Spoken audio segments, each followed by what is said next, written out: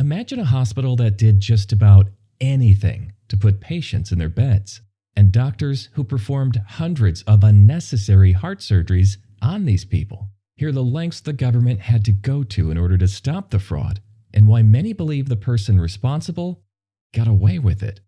If the Walls Could Talk podcast shares the tangled history and true crimes that happened at Chicago's Edgewater Hospital. Listen to If the Walls Could Talk wherever you get your podcasts. Hello, everybody. This is Megan. And this is Lana. And welcome to Tea Time Crimes. What was that intro?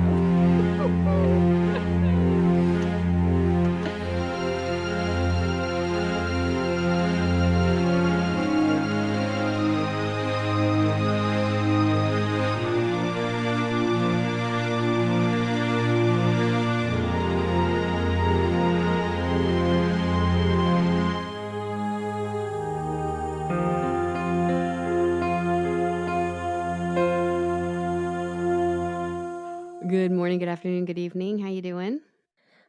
Doing great over here. How's everybody out there in the big wide world?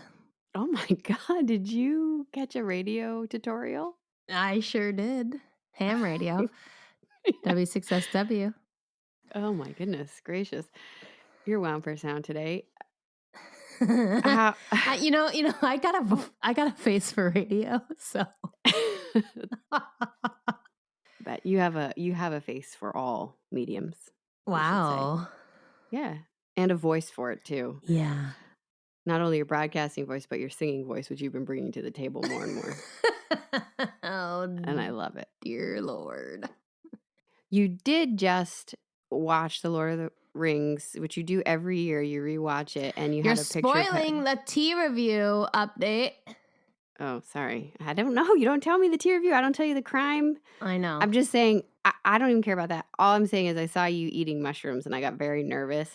But you Yes. confirmed that they are store-bought, and you are still Unfortunately. here Yeah. and kicking. So thank goodness for that. Yeah. Yeah. I don't really have a lot going on. It's just been a little hectic. My dad's need for a ceiling fan in his apartment is affecting my life way more than I ever thought it might. That's weird. It's February. Yeah, I know. Because you know that my dad's a true extrovert, Yes. like big time, and that Yep. it must skip generations because I am the opposite. I could not go outside for a week and I wouldn't even notice. I'd be like, "Oh my God, has it already been 7 days? I haven't even my left the house." God. And my dad, he can spend like 2 hours by himself, and then he's like, I just gotta get out, gotta get out. You just gotta get out. He goes to the grocery store like 17 times a week Yeah. just to immerse himself in a crowd. Ugh. Like when COVID hit, I haven't been to a grocery store in like 3 years. COVID Wow. hit, he was like suiting up, going in, wanted to check it out, see what's going on. He's got to Yep. be around the people.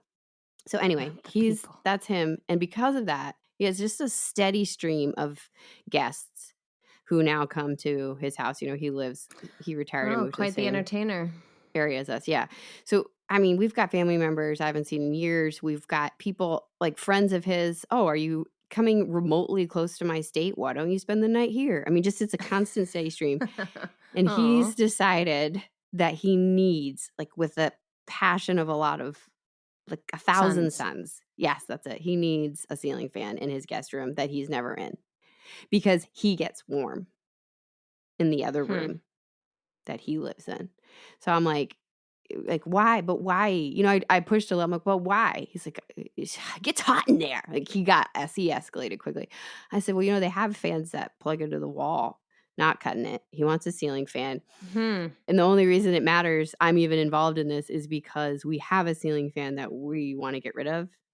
And we said, oh, you can have that when we get rid of it. And I underestimated his desire. That's a whole electrical job.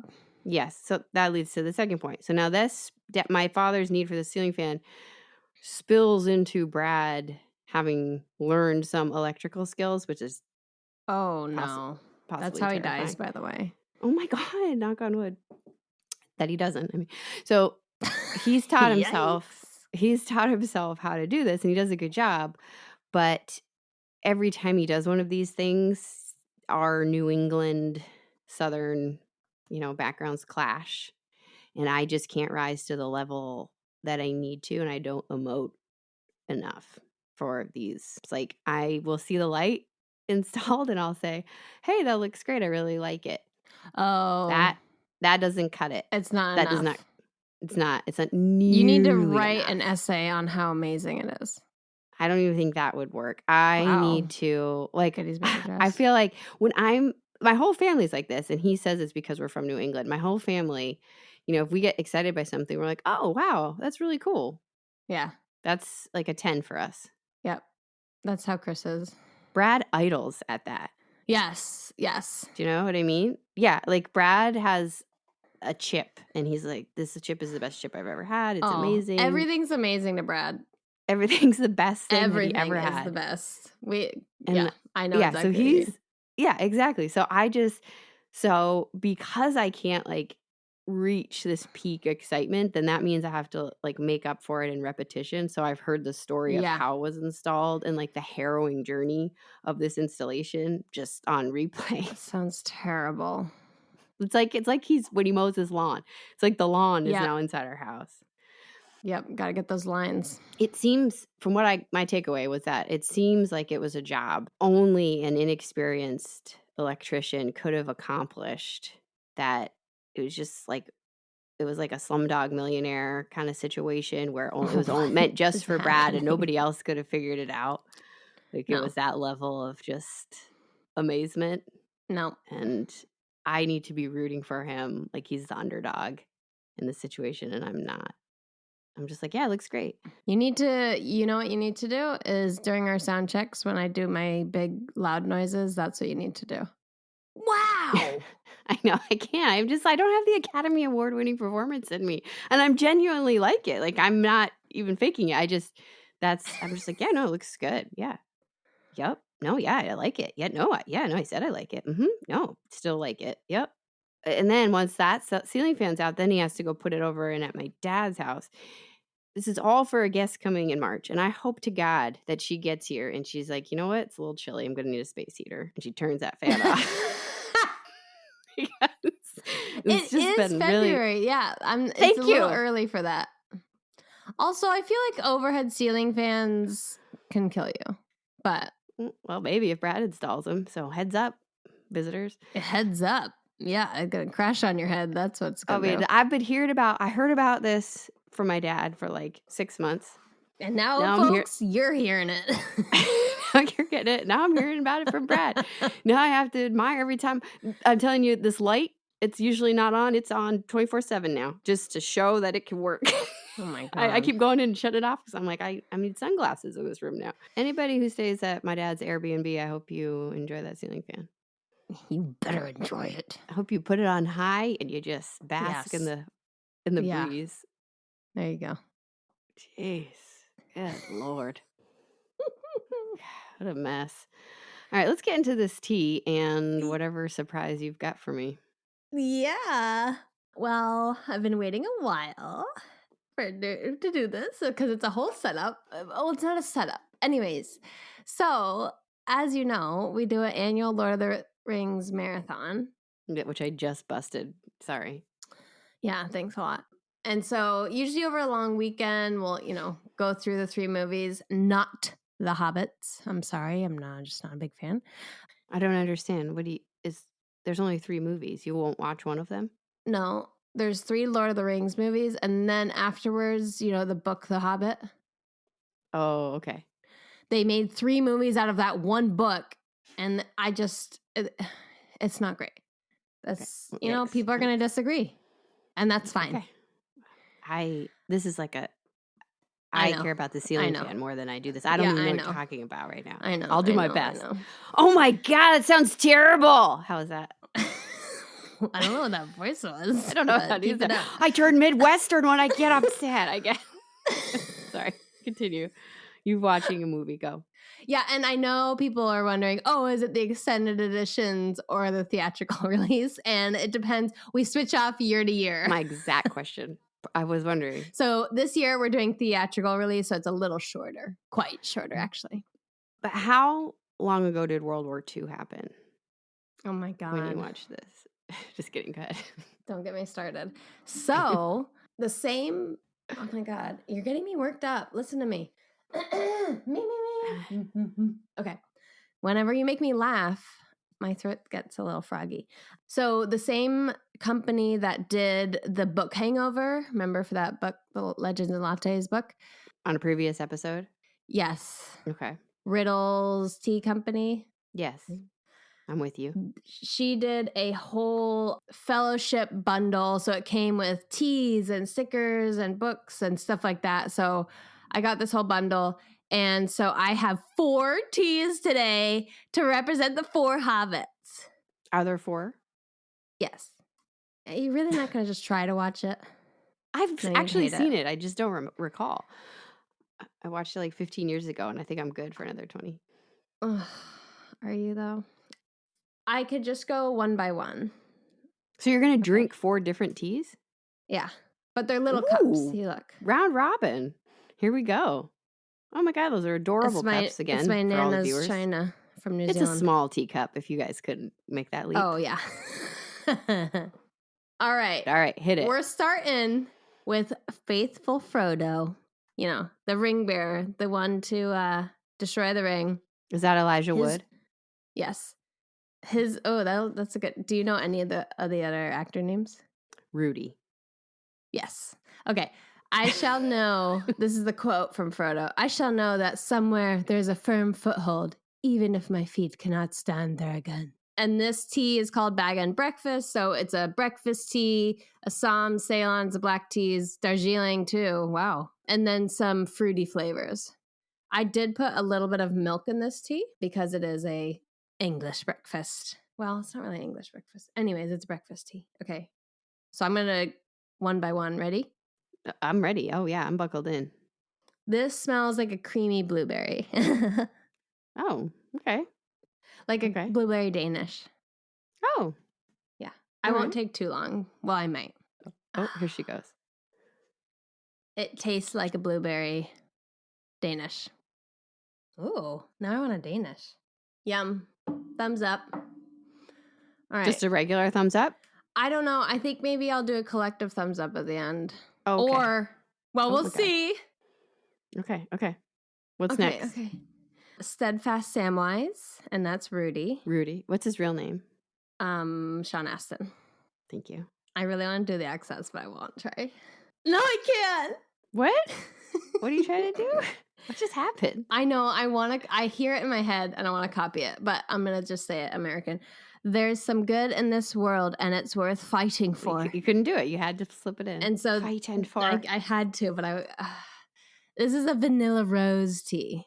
So this one I'm not as excited for. You know I love a good breakfast tea, but this one is the rooibos. The rooibos, the one that kind of tastes like tobacco water. Delish. But this one has cinnamon, red rose petals, vanilla cream, and other flowers. So we'll see. There's no milk in the rest of these teas, if you were wondering. It smells like brown sugar. Okay. Oh, that face does not bode well. I don't like rooibos. No, you don't. I don't like it. I mean, I could taste the vanilla underneath, you know.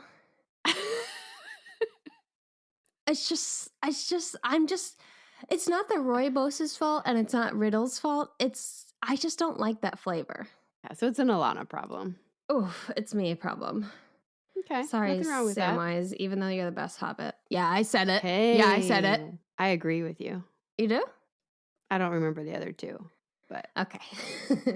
I mean, all right. Now we're on to Magnificent Mary. Mary and Pippin are the other two that are always together. There's a girl? When they're separated. No, Mary. Merry. I'll look up some pictures while you're talking. Oh Go ahead. God. So this one, I just want you to know, has mushrooms on the cover because hobbits love mushrooms. That's why we had mushroom toast for the Fellowship of the Ring. And it's Sweet Pipeleaf is the tea name. Hobbits love to smoke some leaf, and it actually smells like pipe leaf, which is crazy. It's actually one of our special listeners sent us Sherlock Holmes' favorite tea, and it was really smoky. That has this one in it and a black tea and some chocolate flavors. So it smells like a campfire, just like that other one. Ooh. Wow. That is strong. I also didn't put a lot of water in these little cups, and I probably steeped it too long. That's still lingering. It is like grabbing onto my tongue with all of its hands and digits. Is Mary real grabby? I could see him being grabby. Oh, goodness. It tastes like campfire tea. It tastes like a campfire smoke. That's what I get. I don't hate it. Feels like it's drying out my tongue now. All right, last but not least, proud Pippin. We hobbits ought to stick together, and we will. And his is harvest apple cider, sometimes confused as a pumpkin. You never know. Yeah, you. That seems also a you problem. Oh no. What? The base tea of this is rooibos. Oh, here we go again, folks. I'll be ready with my camera. Go. We got cinnamon, orange, licorice root, apple, cinnamon, and decaf tea. So this is not. Cinnamon might be strong enough to overpower it. Give it a shot. It smells like vanilla cream. There you go. This one's not bad. It Okay. evens it out. There you go. It evens it out. Hey. I can, like, it's like the tobacco water is like a stream that's far behind me. I can hear it trickling, but it's not in my face.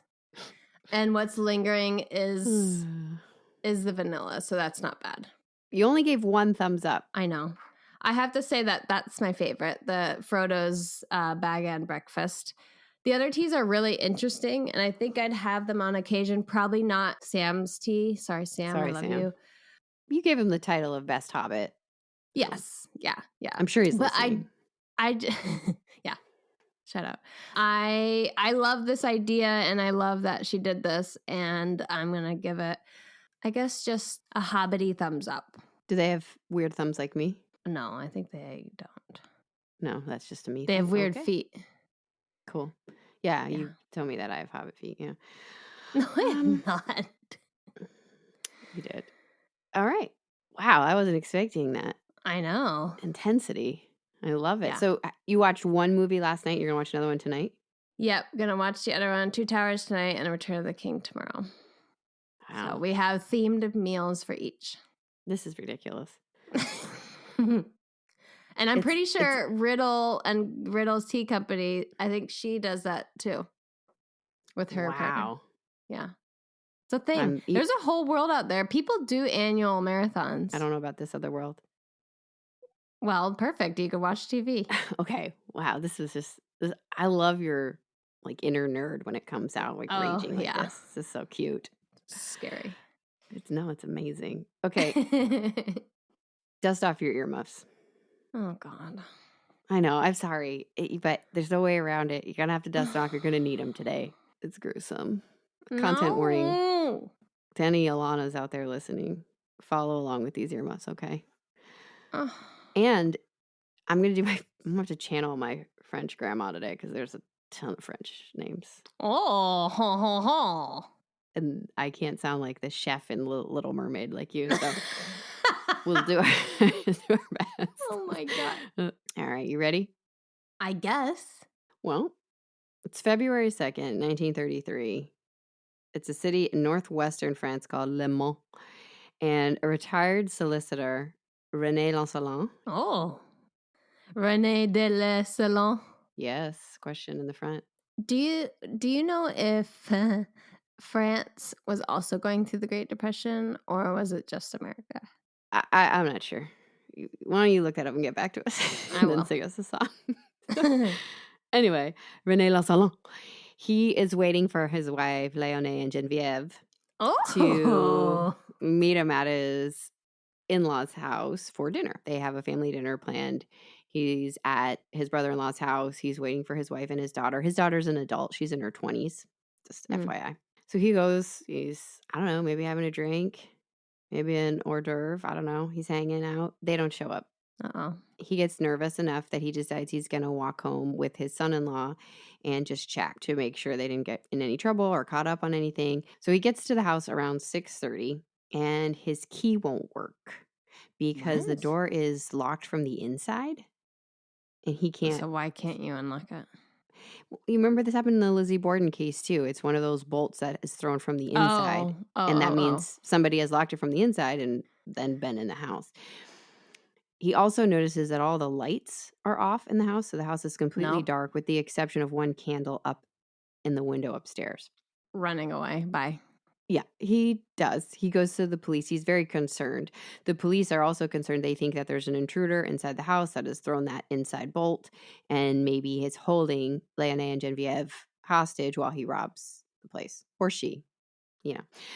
And so the police go back to the house. They have to scale like this fence / wall in the back.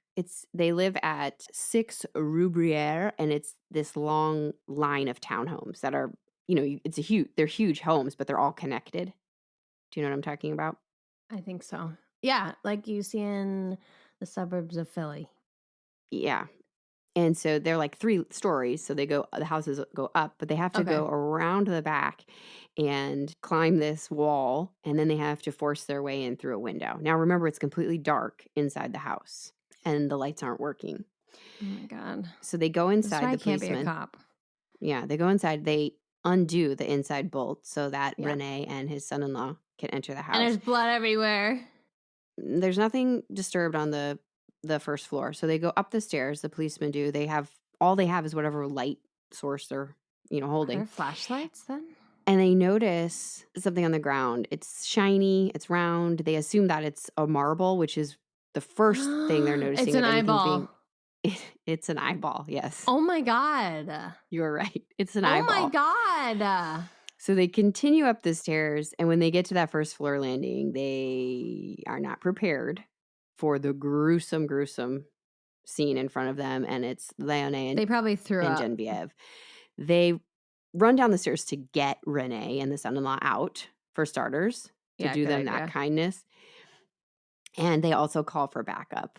But they need to go back into the house because the family has live-in domestic servants who have been there for 7 years. They've lived with them, and they haven't seen them. And so they're very concerned that the domestic servants have also been murdered. So once backup arrives, they go back in the house. They go up to the very top of the home, and the maid's room is locked again from the inside. No. So they're knocking, they're yelling, they're terrified. Right? So they call a locksmith, which at the time I was thinking, I'm like, if there's ever a time to bust down a door, I think it might be now. Which makes me think they probably were pretty confident that they were going to find the bodies of the domestic servants, and they didn't think they needed to rush, I suppose. But the locksmith comes, he opens the door, and inside they find Christine and Leah Papin. They are alive. And they are in bed, just holding on to each other. Some say they're in their bathrobes, some say they're naked. A bloody hammer is next to their bed. Oh. Christine says, basically, yeah, we did it. And Leah says, I am deaf and dumb, and refuses to say anything else. What? Right? So what just happened? Because this scene, I'll get into the scene a little bit when you need your earmuffs, but like, who are the Papin sisters and what just happened here? Their parents, Gustave and Clémence, were married on October 3rd, 1901, after Clémence became pregnant. And it was rumored at the time that she was dating Gustave, but she also was having an affair with her boss. Oops. Gustave's family did not want him to marry Clémence, but he loved her and she was pregnant and they got married. Yeah. In February of 1902, the oldest sister, Amelia, is born. Now, by the time Amelia turns 2, Gustave was still really concerned about his wife's extramarital activities. And so he told her that he wanted to move. She is pregnant at this time with Christine. She immediately freaks out, enraged. She refuses to move, threatens to take her own life, just absolutely livid. But she kind of needs Gustave at this moment because she's pregnant. Yeah. So also, her protest really solidifies things for Gustave. He's like, okay, I wasn't 100% sure, but clearly your reaction means you're not ready to move because you're still having an affair with your boss. So eventually Clémence agrees and they move. In March of 1905, Christine is born. But Gustave and Clemence are not winning any parenting awards. They're not nurturing. They're not attentive. no. Amelia is basically all they can handle. So they give Christine to her Aunt Isabel, Gustave's sister. Jeez. And Isabel is thrilled to have Oh, Christine. It's okay. actually probably the best time Got of it. Christine's life. So Clemence will become pregnant one more time with Leia. She gives birth to Leia in 1911. At that same time, Amelia is now 9 or 10. At that same time, Gustave has really spiraled into alcoholism. Mm. He's also started raping Amelia. No. Clemence finds out, and after she gives birth to Leia, she leaves him. Now you're thinking, good for you, right? But she gives Leia to her uncle, so she's not raising Leia. And then she takes Amelia and enrolls her in a Catholic orphanage as punishment for seducing her father. I hate people generally. Yeah, I just want to make sure like my sarcasm came through on that. Like, it's disgusting. She's I 9 years old. I You hate. hate? Yeah, I hate. period. That's the full Yeah. declaration. Yes. Yeah. So now Clemence is, all her kids are being raised elsewhere. This is supposed to be a punishment for Amelia, right? But it's probably a saving grace. Yeah. She actually is doing really well because she has routine, she has structure, she's safe, Mhm. and she actually likes it so much that she joins the order and becomes a nun when she's old enough. I could see myself doing that in another life. Really? This enrages Clemence because she expects that her daughters will be raised in the orphanage and then they will come out and they will work for her or get married and give her money and take care of Yeah. her and support her. You suck, Clemence. Yeah. So now, Amelia is taking a vow of poverty and she's busy for the rest of her Yeah, life. you can't mess with a nun, bro. Yeah. So Clemence is really ticked. So she pulls Christine out immediately of the orphanage and she starts hiring her out as a domestic servant and then taking her wages. Wait, but she's being a nun. She pulls Christine out. Oh. Okay. Sorry, she pulls Christine out immediately after Amelia joins the order. Domestic servant, stealing her money. God. And yeah. And Christine's a teenager. Yeah. She's not, she's still a young teenager. And Christine is very hardworking. She's actually very good at being a domestic servant. She's a really good cook. Is very, very close to Leia at this time. I'm not sure how much they saw each other when they were living with separate, aunts and uncles. Yeah. But they're together in the orphanage. They're at the same orphanage. So Okay. Christine gets pulled out of it. And then once Leia gets a little older, she's also pulled out of the orphanage and is hired out so that Clemence can have more money. Now, when Christine is 21 in 1926, Clemence gets Christine a job working for the Lancelin family. And shortly after, Leia joins. So if Christine's 21, Leia is just a teenager. Yeah. They're young still. Now, Christine's very, very excited that she gets to have Leia working with her. It must make the job a little bit more enjoyable. Heck yeah. The sisters share a bedroom on the top floor. They have a heater in their bedroom, which is apparently a big deal, which seems ridiculous. They also get to eat the food that Christine prepares for the Lancelin family, the same food, which I guess is also a big deal. Yeah, and it's not servants' food. Yeah, they start their day around 7 o'clock, and they're in charge of preparing all the meals. Christine is the main cook. They go to the market. They do all the household chores, cleaning, dusting, laundry, everything. They basically just have Sunday mornings off, and they use that to go to church. Now, people, of course, after this horrific event has occurred, and Christine has admitted to this, people are wondering, okay, how well were the Papin sisters treated? Truly. Yeah. They look into it. They were given a fair wage. Christine was reported as having anywhere from 150 to 300 francs per week, and Leia got 150, which apparently was the going rate at the time. Okay. Like I said, they got the heater. They've got the food. Madame Lancelin was pretty demanding. She had high expectations. She would do random white glove checks. Wow. She would dock their pay if they broke something. Jeez. So, but I don't know how eyeball pulled out. I don't know how uncommon that is, though. Sure. For that time period. And the nicest thing I heard about Madame Lancelin was that she found out that Clemence was taking their money and she put a stop to it. So she actually wrote Clemence a letter and was like, no, get your own Good. money. Or she only gave her a portion or something. And then she helped the girls start setting up some sort of savings so that they Oh, could that's keep great. their wages. That's nice. So I don't think she was, I think she was probably Abusive. strict, Yeah. but it seemed that she was looking out for them as employees. Right. I don't know if it was the most nurturing household. Sure. So, with the exception of Leonie being a bit of a stickler for dust, the girls were safe and fed and taken care of. But I say that not as like, there's so much more that you should want in life. So I get it. But that's what was going on there. But I tell you, this crime scene, Madame Lancelot being a stickler for dust doesn't jive with what the detectives are seeing at this crime scene. It's real dusty. It's very dusty. They should have gotten a rag or something. It's unbelievably gruesome. So go ahead and earmuff yourself for like a minute. Okay, so both Leonie and Genevieve had been beaten, stabbed, and mutilated. Both of their eyeballs had been gouged out while they were still alive.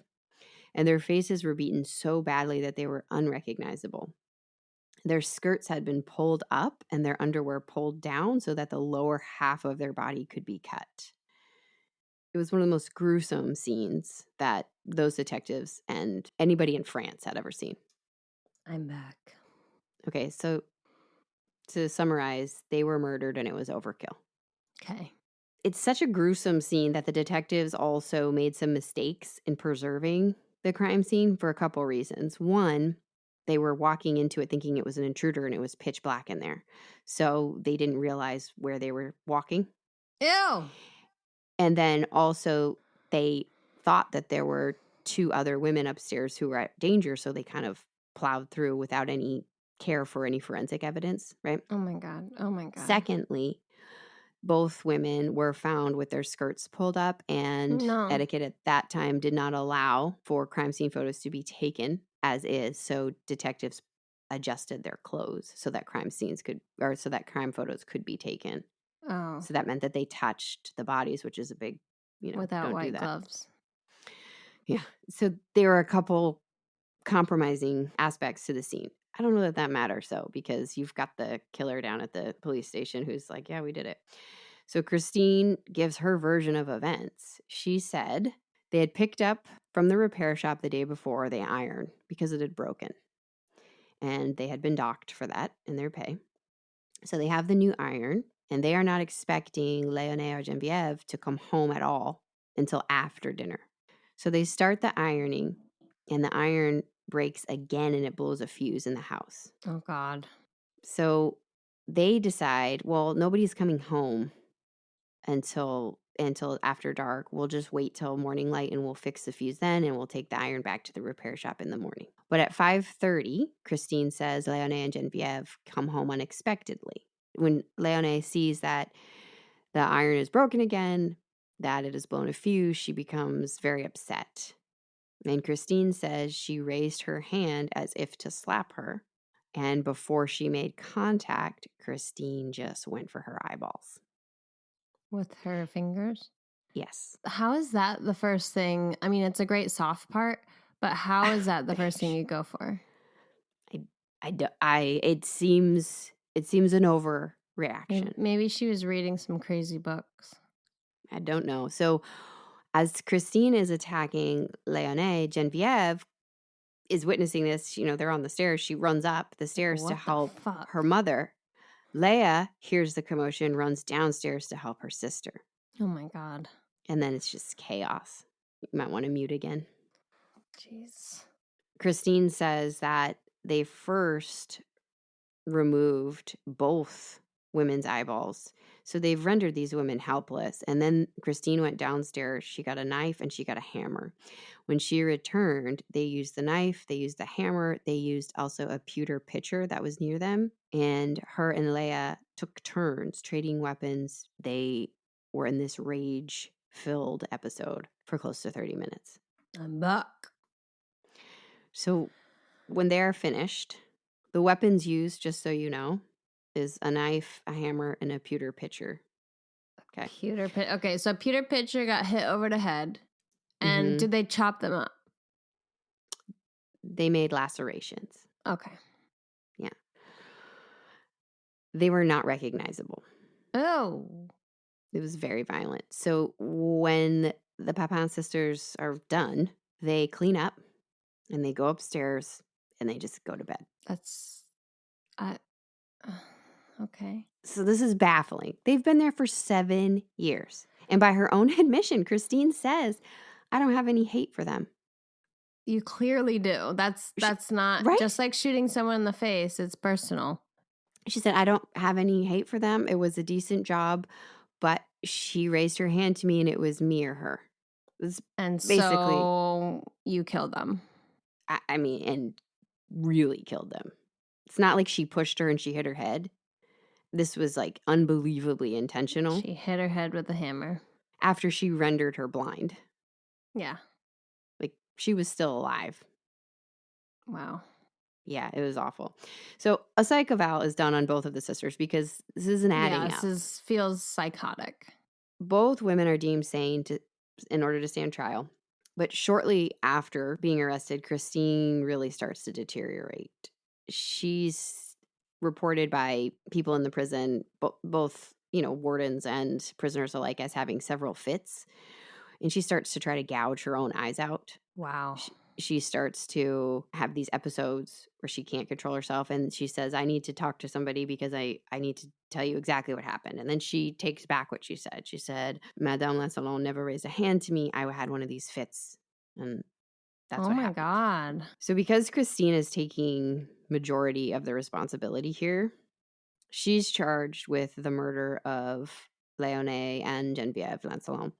Leia is charged only with the willful murder of Léonie Lancelot because Leia kind of came in after and was doing what Christine was telling her to do. But why? Like, how does she feel about all this? She's not real chatty. The trial starts in September of 1933. As you can imagine, crowds of people show up. They have to hire 200 extra policemen just to keep the crowd at bay. Oh my God. That's a lot. The paper has covered this story every second, and they've really built up the sisters. It's interesting. It's become a bit of a class issue, saying that this is what happens when servants are mistreated. This is the problem with us having servants. But they weren't. That's the problem. They weren't mistreated, but it's also, that's what I say. We're talking about, they ate food and they had a heater. Like, that's not great. Right. That's not ideal. Like, it's better than what other people experience, but it's still not great. So it became this kind of, look what can happen when you have this master-servant relationship. Look what can happen, because nobody should be put in that role and have to endure. Sorry, Downton Abbey. It also became they're building these women up as these, this is vicious, as these vile humans. And when they walk into the courtroom, everybody's disappointed because you're expecting. Because they're just look like normal people. They are just so plain. Yeah. They're dressed super conservatively. Their hair is tied back in buns. Their eyes are down. They are scared. They're shy. They're quiet. Like, you're expecting, at this point, people are expecting either this villainous creature to walk in. Yeah, like, this is somebody who's just cackling and hideous, or some really, sexy lady who just looks like she could, those are always the stereotypes, right? And it's just these two scared women. So the prosecution really doesn't have to prove anything. Everybody knows who did it. Even Christine's like, yep, we did it. But they're trying to kind of hedge out any of the compassion that some of the papers had created with this class struggle. So they're talking about how they were paid fair wages. They keep bringing up how the Papin sisters were treated. And what's that? They keep bringing up the heater. Yeah, they had a heater. They weren't cold. That's all you can hope for. And they keep talking about the brutality, which is fair. It's fair. Awful. It was terrible. They're monsters, essentially. The defense calls in to question, hey, this isn't a normal reaction, guys, even for a murderer. I don't think that these women are mentally stable. And so the defense attorney brings in the doctor who first saw them right after the event at police headquarters. And he says, it's clear that the girls have this really strong bond. Christine's the dominant of the two. Yeah. She's older and she's also more intelligent. They did IQ tests on both the girls, but the violence still doesn't match the motive. And he says that he believes that neither girl did it. What? And so he lets that bomb drop, and the courtroom reacts like you, like, ooh, in French though, so I don't know. Oh la la, like that. Yeah, exactly. Then what he says is he believes that the girls together formed a third personality who acted on the rage. Now this seems insane, but it is a real phenomenon that today we call shared psychosis. And it can happen in twins or two people who are together all the time, like share a living space, share their worlds, share their day. And they would have little interaction with the outside world. That helps foster this. And it's said that the girls really only spoke to each other, that Madame Lassalon would often communicate just via note. And I read a source that said in the 7 years they were there, they never once spoke to Renée Lassalon. What?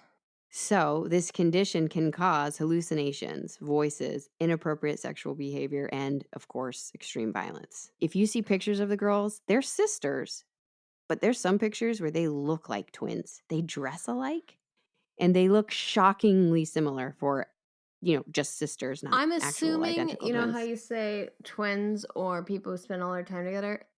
Like, it has to be identical twins because of the DNA, right? Well, they're just sisters. No, I know, They're but when they're saying it happens in twins or it happens in people who spend all their time together, I mean, I guess because one depends. equals the other usually. Most twins are going to be together, whether they're Yep. fraternal or identical. So it's just a matter of, it's this weird environment that can happen. It's like Power Rangers, and they like form up to become a different. Anyways, I've never seen Power Rangers, but I'll take your word for it. Wow, your childhood is missing that. Power Ranger. Go Power Ranger. Okay, serious topics, please. So because they have a history of mental illness in their family. They've had we know that their parents aren't great. Yeah, right? The worst. We've got pedophilia and alcoholism. How do you go for the eyeballs? That's another level. Okay, smashing with a hammer, but like going for the eyeballs is like next level shit. I like how you're like, I totally get that hammer. But hold on, there's a theory for that. So this is what the doctor at headquarters is believing, and it was called something else at the time, but it is an actual diagnosis nowadays, and it's something it's a phenomenon that has been witnessed in other people, and it doesn't make any sense. They're like totally run-of-the-mill human beings, and then they get together and it's wild. So this is all the defense really has to grab onto. They're talking about the mental illness in the family. They're talking about this theory. It's not enough. The jury deliberates for minutes, like just a few minutes, and then they come back with a guilty verdict. Obviously, they sentence Christine to death, making her the first woman in 50 years at that time to be sentenced to the guillotine. Oh. And they sentence Leah to 10 years of hard labor, followed by 20 years of exile. Oh. Now, you're asking all the right questions, and the eyes is a real important one. So one of the big theories that has come out about the Papin sisters was that they were actually suspected to have been intimate, like a woman and a woman. And some believe that Madame Lassalon came home unexpectedly and caught them. Okay, but they're sisters, so that's not good. Well, in 1933, right, it would be two women together. Would be shocking enough. And then you add to it the fact that they're sisters. And it's believed that that's what caused the rage and the violence. And the eyes became symbolic of wanting to stop Madame Lassalon from seeing what she saw. Got it. It's still, I mean, I get the symbolism, real poetic and shit, but man, that's still like, over the top. Think about the action. Like you have to know. Plunge your fingers in there. I know. It's like really violent. The sounds that would forever be in your brain after that. Squelching.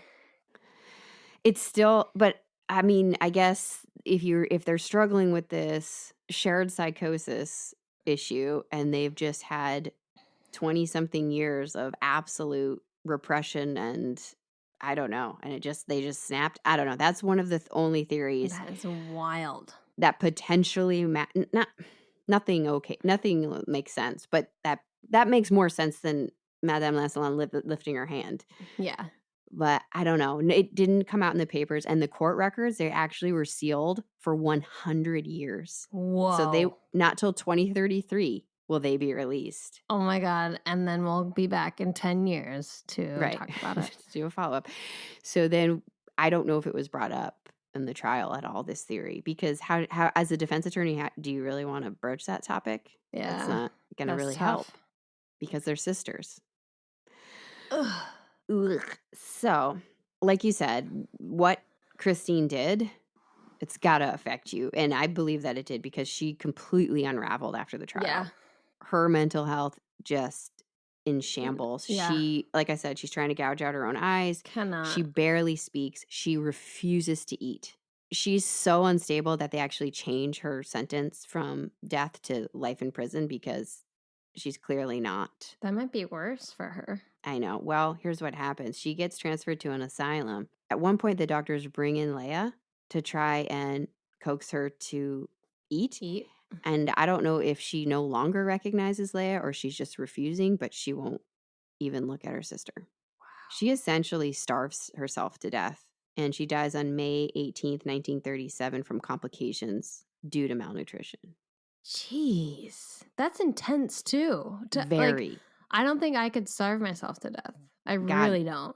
I can't skip lunch. So, I mean, that shows you just how so intense much she was suffering. She was not cut out for what happened. No. Now, Leia, on the other hand, Leia's always been like the really obedient, quiet, just does whatever she's told. And that's exactly what happened in the attack. Christine told her, go for the eyes. And she was like, yep.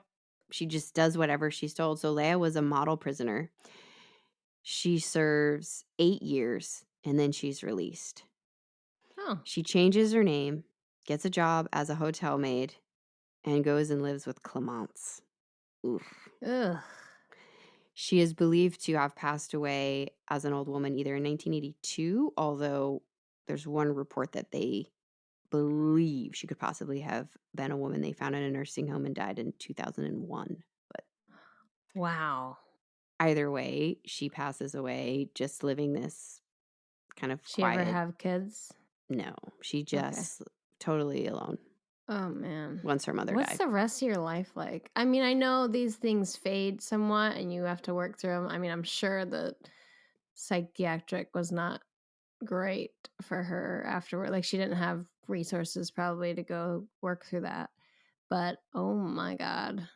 That's just like, how do you not relive that moment? Yeah. Because you didn't wake up thinking, oh, I can't wait to do this terrible violent crime because I love violence so much. Like, these were very demure, quiet women. That's so weird. I wonder if she could repress it, though. Like, you know how people just bury memories and you can't even remember them until you go through, like, hypnosis? Maybe. Kind of hope that she did. This case, I've seen it for a long time and I've just been avoiding it, one, because I knew I'd have to earmark you for a while. But the shared psychosis diagnosis is so fascinating that can happen. And I just don't understand. There has to be more to this story. I don't get it. Than what we were shown. I mean, like, the only thing I could relate to in this is, you know, like giggle attacks with friends. Like, if you just I mean, one of our special listeners will know our time in Cornerstone. I mean, and you just can't stop giggling and being silly. But, like, that's the only level of, like, shared psychosis I can think see. of. I thought you were being absurd, but now I kind of do understand where you're going with that. It's like the flip side of it. Yeah, where you get in that loop, and because you're together, you just can't stop laughing. It's like the same thing, but with, like, unbelievable, but with eyeballs and hammers, gut-wrenching violence. Yeah.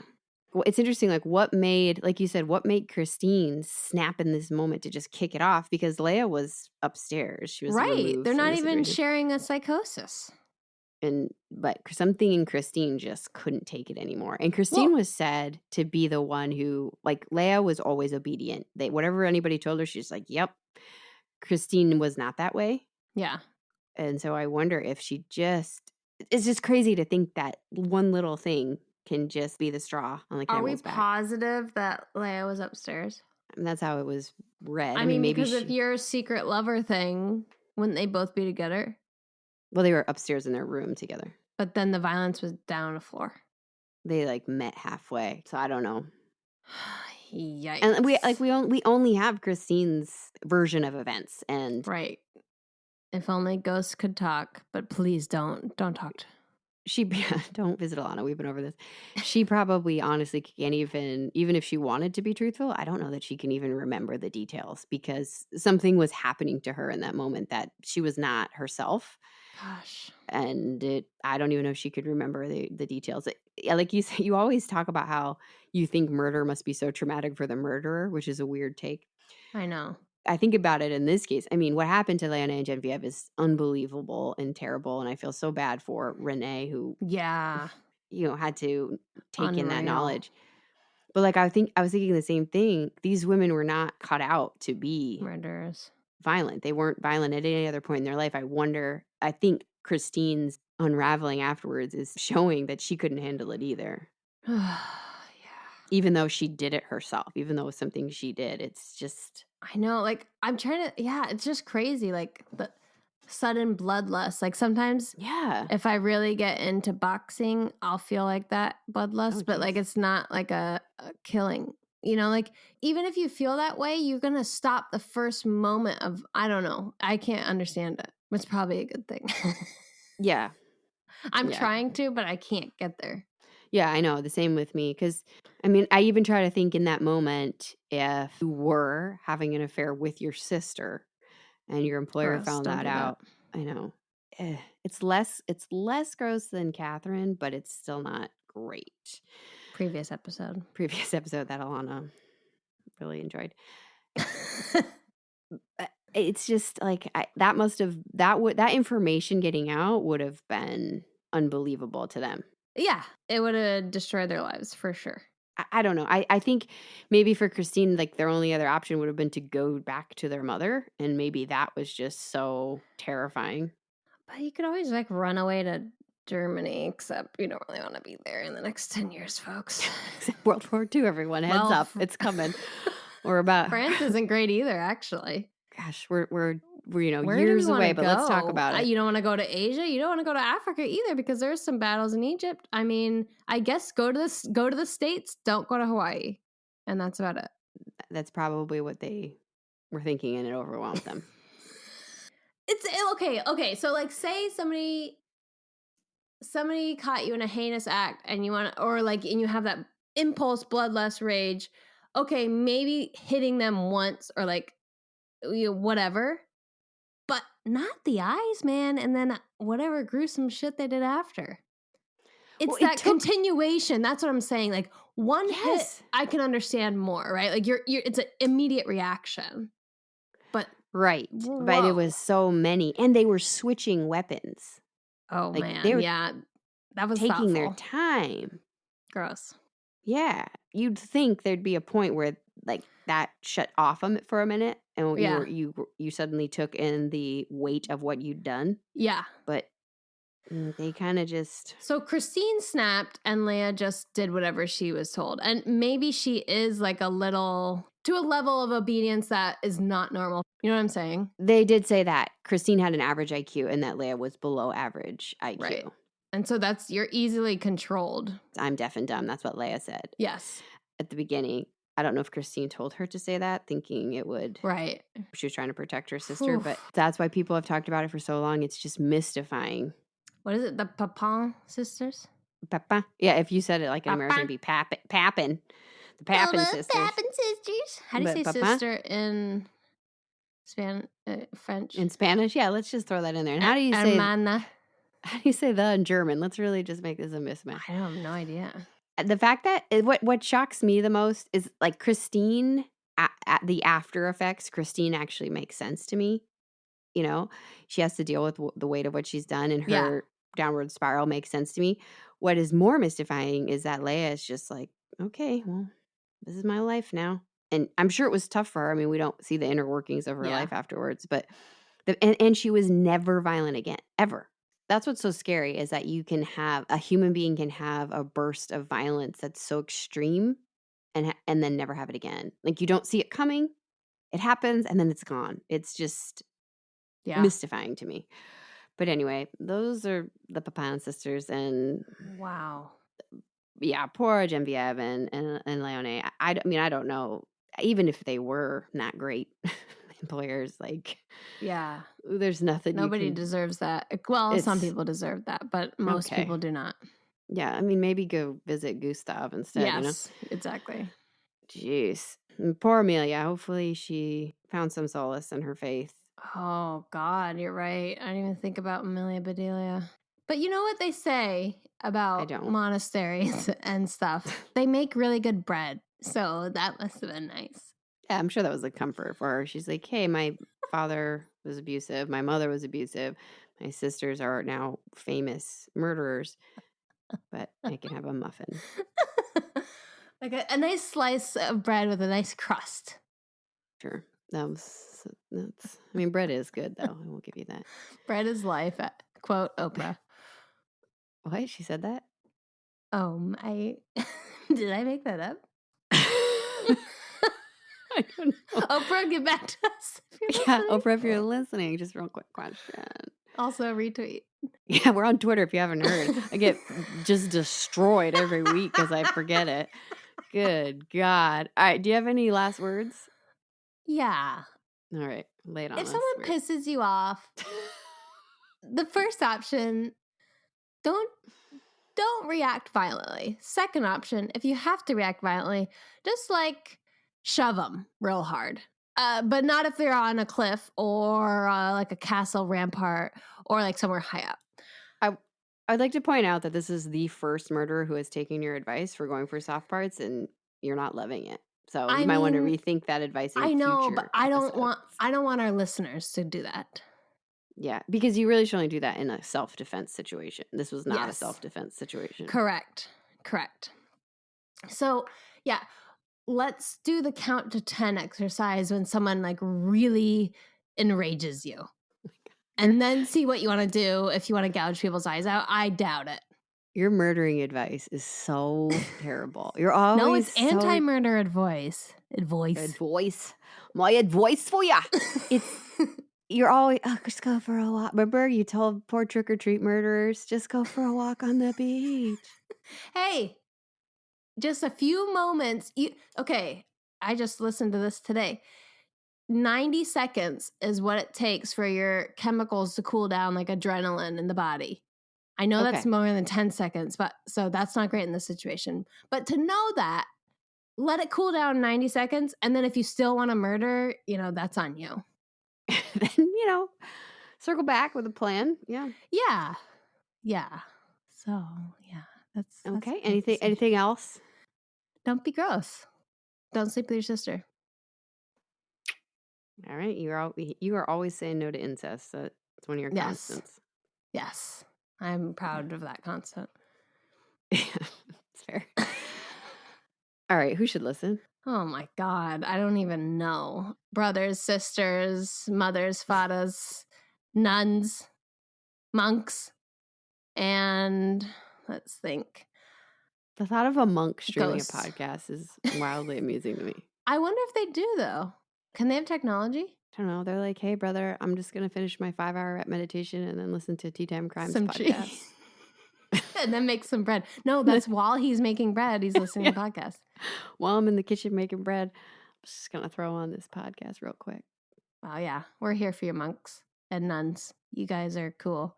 Yeah. I stayed in a monastery once, and they had good bread. You've mentioned. Jesus. God. Such a I feel like I don't know if I should earmuff you anymore because then you don't really grasp the tone of the episode. Oh yeah. I mean, yeah, but don't be gruesome. So that's the lesson. And incest. No incest. Yeah, okay, now you're just repeating yourself. I just want to make sure everybody knows that. All right, you can find us on social media, including Twitter, before she loses her mind, at Tea Time Crimes with an S. There are multiple crimes. You can email us at teatimecrimes@gmail.com. We'd love to hear from you. and rate, review. Please support the show by subscribing and leaving us a, what do you want them to say? Oh, man. I love bread. Could be your review. Like, that's fine. Because we do too. Yeah, we do. And so does Especially Oprah. me, apparently. Yeah. I'm going to look up that quote if she did. I think it is. I think she did a Weight Watchers commercial and she's like, I love bread. Because. You said bread is life. Oh, yeah, that maybe is a spinoff. It's a spinoff. Oprah's so amazing, so powerful that she just has spin-offs of sentences that she speaks. I don't know. I see the commercial, but I don't know. I'll have to watch it to see. It's a good I think one. she says, I love bread. Yeah, but she says it in a way. I feel like you should listen to it right now. Okay, I'll get there. Okay. All right. That's it. We're done. Right? Don't We murder said everything people. we need to say. Yeah. Yes. Goodbye. Count to 90. Count to 90. Don't murder people. Yeah. Have a slice Don't of support your bread. sister. Enjoy your life. Yeah. Yeah. All right. All Bye. right, we're out. Wisdom done. Thank you for listening. Bye. You got so I many love problems. bread. Look it up. Bread is life. Oprah said that. What are you talking about? You think Oprah wants to be associated with the Papin sisters? I think she's